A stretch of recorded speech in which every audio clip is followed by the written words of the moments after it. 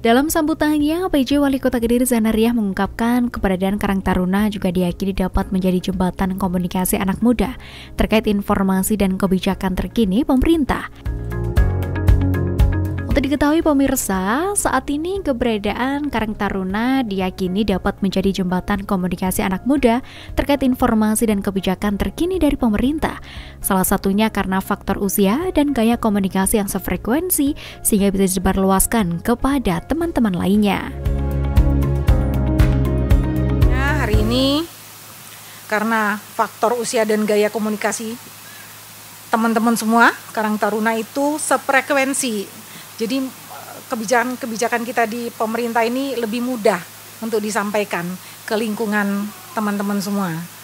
Dan ini menjadi salah satu alasan kita atau kami mengajak para pemuda Karang Taruna untuk bersama-sama gempur rokok ilegal.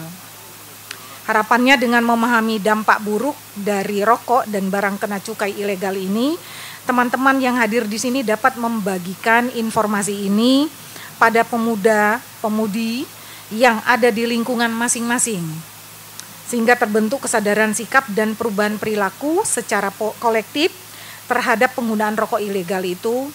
Ya, sebelumnya bahwa tiap tahun kami terus memberikan sosialisasi gempur rokok ilegal pada seluruh elemen masyarakat, baik itu pelaku usaha, lontong, linmas, bahkan mahasiswa, di mana menurut data Kementerian Kesehatan, prevalensi dari perokok aktif di Indonesia ini pada tahun 2023 itu meningkat mencapai 70 juta orang. Dengan 7,4% diantaranya merupakan perokok usia 10-18 tahun. Lebih spesifik lagi, data dari Badan Pusat Statistik menunjukkan bahwa perokok di Jawa Timur berusia lebih dari sampai dengan 15 tahun itu sebanyak 28,83%. Dengan usia kalangan pelajar dan rata belum berpenghasilan sendiri, anak ini seringkali menjadi target pasar rokok ilegal karena murahnya tadi. Dan padahal bahaya dari rokok ilegal tadi, kandungannya di dalamnya itu seringkali tidak terukur dan tidak sesuai dengan ambang batas yang telah diatur. Sehingga ancaman pada kesehatan juga semakin meningkat. Itu yang harus kita sama-sama. Kami berharap dari pemerintah bisa didukung oleh teman-teman Karang Taruna untuk menyampaikan hal tersebut. Oleh karena itu, dengan melihat banyaknya manfaat program dari menggunakan DBHCHT ini, menjadi kewajiban kita untuk menjaga ekosistem peredaran rokok dan barang kena cukai lainnya di Kota Kediri agar tetap legal. Ya, salah satunya upaya meningkatkan kesadaran masyarakat Kota Kediri melalui sosialisasi untuk peraturan di bidang cukai pada pagi ini bersama narasumber dari KPP Bea Cukai, Tipe Madya Kediri, Kejaksaan Negeri Pak Nopan, dan Polres Kediri Pak Iwan. Saya pikir pakai itu seragam biasanya. Tadi ketemu sama pakai baju kaos presisi.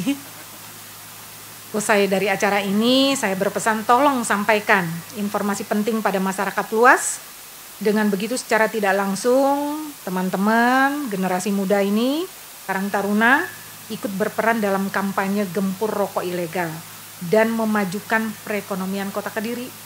Karena kalau yang legal itu kan masuk dan kita dapat kucurannya. Itu pesan terakhir saya. Demikian, nanti setelah sosialisasi ini sampaikan ke lingkungan masing-masing.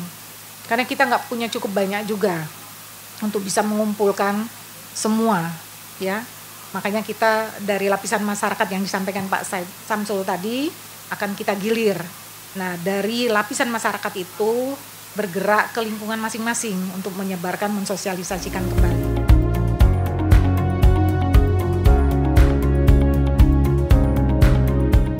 Harapannya dengan memahami dampak buruk dari rokok dan barang kena cukai ilegal, Karang Taruna dapat membagikan informasi ini di lingkungannya masing-masing, sehingga terbentuk kesadaran sikap dan perubahan perilaku secara kolektif terhadap penggunaan rokok ilegal.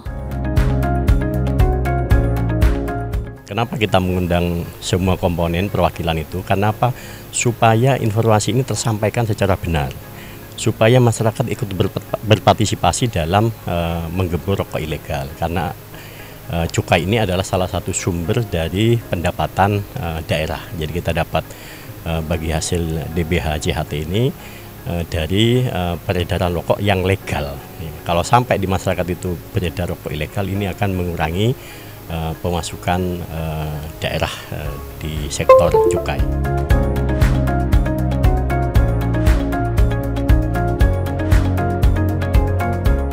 Dalam kegiatan ini juga menghadirkan narasumber dari Bea Cukai Kediri, Kejaksaan Negeri Kota Kediri, dan Polres Kediri Kota untuk memberikan materi tentang bahayanya rokok ilegal sesuai dengan undang-undang yang berlaku.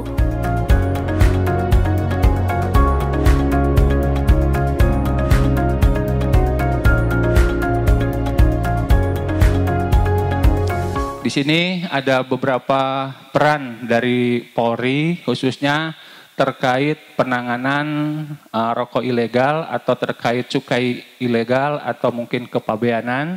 Di sini khususnya terkait pendampingan atau mungkin bantuan kepada PPNS dari Bea Cukai.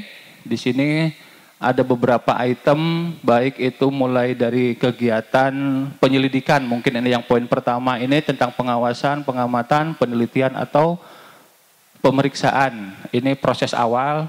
Jika dari rekan PPNS Bea Cukai meminta bantuan, kita diwajibkan untuk membantu dalam pelaksanaannya.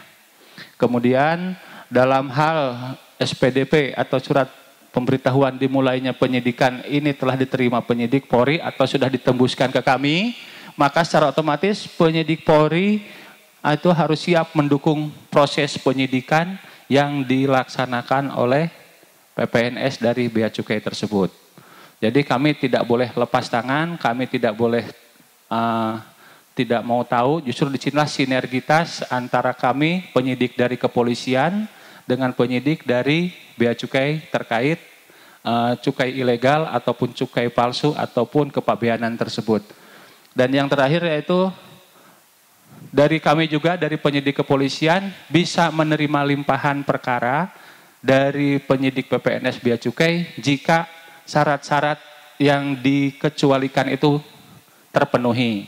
Ya mungkin salah satunya lokasi atau peristiwa pidana itu terjadi di beberapa wilayah kerja dari kantor Bea Cukai. Seperti itu mungkin bisa nanti dilimpahkan. Atau mungkin karena perlu bantuan alat bantek dari pihak kepolisian itu bisa, atau mungkin faktor keselamatan dan lain-lain. Jadi ada beberapa pertimbangan terkait penanganan perkara cukai ilegal atau cukai yang dipalsukan ini, yang mana bisa juga dilaksanakan penyidikannya oleh pihak kepolisian. Lanjut. Jadi secara garis besar kami selaku penegak hukum di Kota Kediri akan berkolaborasi di dalam upaya pemberantasan khususnya rokok ilegal ini demi tercapainya tujuan pembangunan dan kesehatan di lingkungan masyarakat.